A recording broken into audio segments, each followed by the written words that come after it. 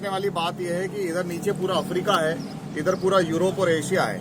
इन तीनों के बीच का जो पुल का काम है वो इजराइल करता था, और इसलिए इजराइल रणनीतिक रूप से बहुत महत्वपूर्ण था और सभी लोग चाहते थे कि इजराइल पर कब्जा करें।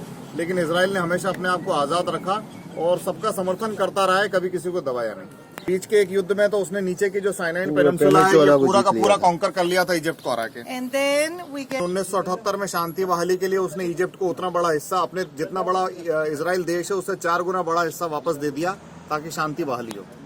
जॉर्डन ने जिस इलाके पे कब्जा किया था, जिसे जूडन समारिया बोला जाता है, 1967 में इजराइल ने वो पूरा जीत करके अपनी सीमाएं वापस से जैसी थी वैसी बना ली।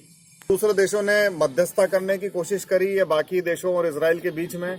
उन मध्यस्थता के दौरान एक मध्यस्थता नॉर्वे ने करी, जो जिसकी राजधानी ओस्लो है। कुछ मध्यस्थता स्पेन ने करी मैड्रिड के अंदर। और उन मध्यस्थता के दौरान इजराइल ने ये तय किया कि ठीक है, हमारे कुछ हिस्से ऐसे हैं कि जिनको हम जो अलग जातियों के लोग हैं उनको कुछ हद तक इंडिपेंडेंस देंगे और वो अपने तरीके से रहेंगे। And that are controlled and governed by Israel. Israel ने कुछ क्षेत्र में आज़ादी दी जरूर है, लेकिन इसराइल ने ये कहा है कि कुछ एक जरूरी ऐसी जगह है कि जिसके रणनीतिक तौर पे बड़े महत्वपूर्ण है, हम वो नहीं छोड़ सकते। इसलिए ये 2 समुद्र के हिस्से जो दिख रहे हैं, डेड सी और जो ऊपर वाला ये छोटा समुद्र है, इसको बीच में कनेक्ट करने वाला जो रोड है, इसराइल ने इस रोड को नहीं छोड़ा।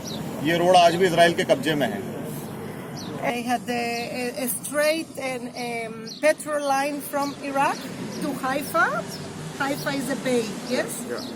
And the petrol would go to Europe through the port that they created, that they built in Haifa. So after the war, they divided and they came to the conclusion that the part of Israel would be in British hands and Lebanon and Syria in the hands of the French. ऐसा हुआ था कि British और French ने प्रथम विश्व युद्ध के दौरान इस पूरे एरिया को लगभग जीत लिया था, तो उन्होंने अपने फायदे के लिए क्या चीज हो सकती है वैसी प्लानिंग करी और उन्होंने ये तय किया कि यहाँ से पेट्रोल की एक लाइन सीधी निकाली जाए जो समुद्र के अंदर से होकर के यूरोप चली जाए और यूरोप के सारे देशों में पेट्रोल और डीजल की पूर्ति कर सके। ऐसा पहले और द्वितीय विश्व युद्ध तक तो चलता रहा, लेकिन धीरे धीरे फिर इजराइल ने अपनी सारी स्थापना कर ली। यहाँ इजराइल के लोग ऐसा मानते हैं कि ब्रिटिश या फ्रेंच या यूरोप के जो साम्राज्यवादी ताकतें थी, उन्होंने दुनिया भर में ऐसा करने की कोशिश की। उन्होंने हिंदुस्तान के साथ भी ऐसा किया कि हिंदुस्तान के टुकड़े हो गए और हिंदुस्तान के साथ ऐसी समस्याएं पैदा होने लगी और हिंदुस्तान को एक अपना अच्छा दोस्त के रूप में ये देखते हैं, क्योंकि लगभग एक ही तरह की समस्याएं दोनों देशों ने झेली। Culture is from Egypt? नहीं, No, Mesopotamia is Syria. मिस्र अलग है, मेसोपोटामिया अलग है। It was more like Iraq today, so it's around here. Okay? And it was a big, you know why it's called Mesopotamia?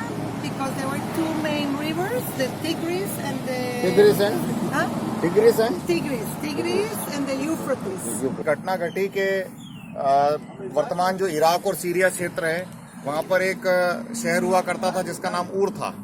ऊर शहर के अंदर अब्राहम नाम का एक व्यक्ति रहता था, जिसको भगवान ने सपने में आकर के बोला कि तू वर्तमान जो इजराइल है, उस वक्त इस क्षेत्र का नाम what was Israel called Kanan के नाम से इजराइल तब जाना जाता था। तो वो अब्राहम को जब भगवान ने ऐसा सपना दिया तो वो इजराइल वाले क्षेत्र जो कि तब कनान के नाम से जाना जाता था, यहाँ आके रहने लगा और उसके द्वारा 3 धर्मों की स्थापना करी गई, यहूदी, इस्लाम और क्रिश्चियनिटी। ये तीनों धर्म उसी से निकले, एक रिलीजन्स के नाम से जाने जाते हैं। और तीनों धर्मों का इसका सिद्धांत एक है कि ईश्वर अनेकों स्वरूप में नहीं है, केवल एक ही स्वरूप है ईश्वर का।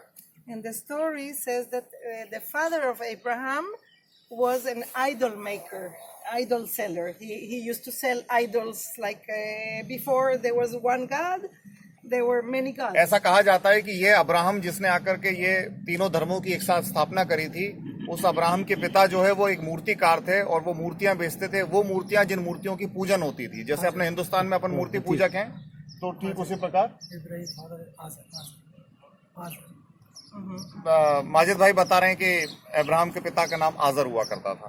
तो जैसे अपने हिंदुस्तान में अपन मानते हैं कि देवी देवता अनेक रूप में मौजूद है, यहाँ इब्राहिम के पिता आजर ऐसा मानते थे, लेकिन इब्राहिम ऐसा नहीं मानते थे और इब्राहिम ने कहा कि ईश्वर एक ही स्वरूप में है और उन्होंने ऊर से आकर के यहाँ कनान आके बसे और यहाँ उन्होंने 3 धर्मों की एक साथ स्थापना करी।